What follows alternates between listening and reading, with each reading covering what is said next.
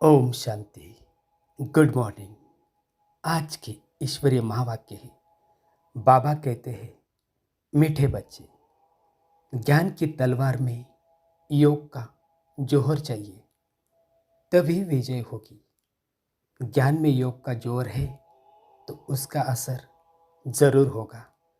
आज की मुरली से मुख्य पॉइंट से बाबा ने समझाया है कि कोई भी मनुष्य मात्र, फिर चाहे दैवी गुण वाला हो या असुरी गुण वाला हो, उनको भगवान नहीं कह सकते। ये तो बच्चे जानते हैं। दैवी गुण वाले होते हैं सतयुग में, असुरी गुण वाले होते हैं कलयुग में। बाबा ने कहा, बच्चों में ज्ञान बहुत है, योग का जोहर कम है। जो बांदेले है, गरीब है, वह शिव बाबा को बहुत याद करते हैं। उनमें ज्ञान कम है, योग का जोहर बहुत है। वह तमो प्रधान से सतो प्रधान बन रहे हैं। जैसे एक अर्जुन भील का भी मिसाल है। दिखाते हैं अर्जुन से भी भील तीखा हो गया बाण मारने में।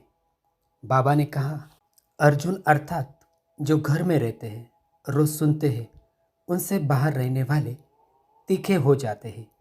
जिनमें ज्ञान का जोहर है, उनके आगे वह भरी ढोते हैं। कहेंगे भाभी, कोई फेल होते हैं, वह देवाला मारते हैं तो नसीब पर हाथ रखते हैं। ज्ञान के साथ योग का जोहर भी जरूर चाहिए। बाबा ने कहा, काम काज करते भी बुद्धि में याद रहे कि मैं आत्मा हूँ।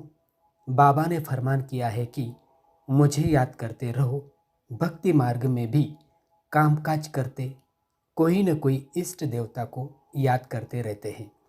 ज्ञान सागर आते ही है कल्प के इस संगम पुरुषोत्तम युग पर।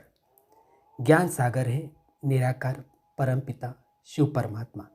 बाबा ने कहा, एकांत में विचार सागर मंथन करना पड़े। क्या लिखे जो मनुष्य समझ जाए कि ज्ञान सागर परमपिता परमात्मा एक शिव ही है। वह जब आते हैं, उनके बच्चे जो ब्रह्म कुमार कुमारियाँ बनते हैं, वह ज्ञान धारण कर ज्ञान गंगाएं बनते हैं। अनेक ज्ञान गंगाएं हैं जो ज्ञान सुनाते रहते हैं, वही सद्गति कर सकते हैं। पानी में स्नान करने से पावन नहीं बन सकते।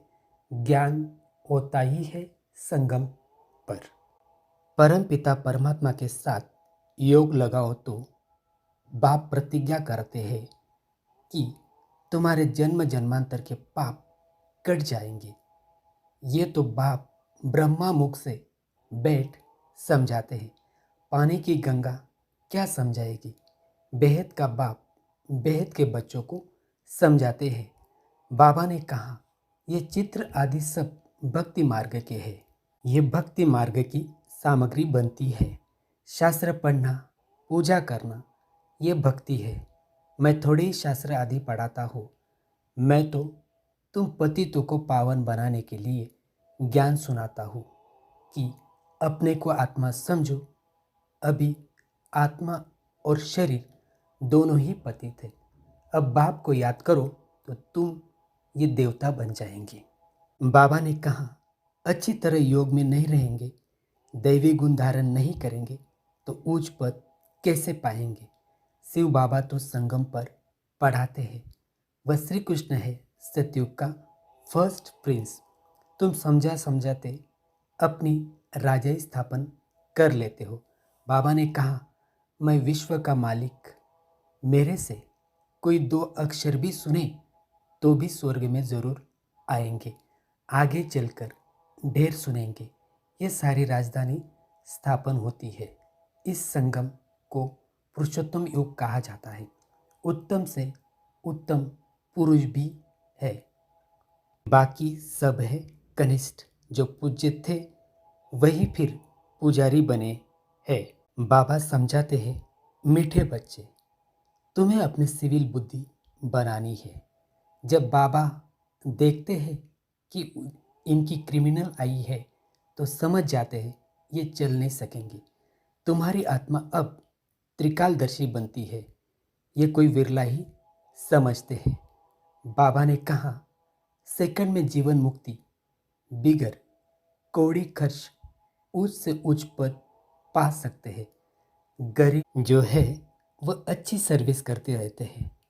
बहुत कुछ ले आने वाले आज है नहीं और गरीब बहुत ऊंच मर्तबा पा रहे हैं। अच्छा बाबा, हम बच्चों को याद प्यार दे रहे हैं। मीठे मीठे सिकिल दे बच्चों प्रति माता पिता बाप दादा का याद प्यार और गुड मॉर्निंग। रूहानी बाप की रूहानी बच्चों को नमस्ते। रोज बाप दादा ज्ञान की मीठी मुरली सुनाते हैं। हम बच्चों को दिल से बड़े प्यार से बाबा को याद प्यार देना है। तो आइए याद प्यार देते हैं बाप दादा को। हम सब रूहानी बच्चों की रूहानी माता पिता बाप दादा को याद प्यार, गुड मॉर्निंग, नमस्ते, शुक्रिया बाबा, शुक्रिया। आज वरदान दे रहे हैं बाबा हम बच्चों को। साक्षी हो कर्मेंद्रियों से कर्म कराने वाले, कर्तापन के भान से मुक्त अशरीरी भव।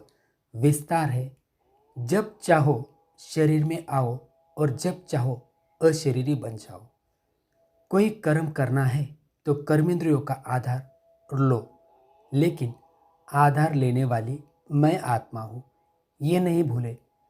करने वाली नहीं, कराने वाली हूँ।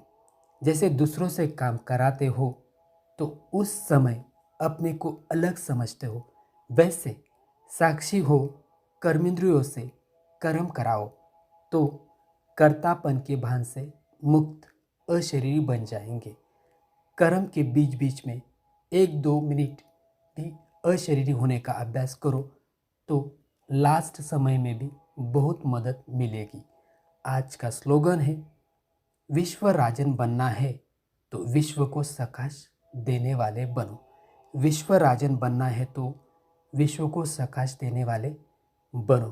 अच्छा, ओम शांति शांति शांति।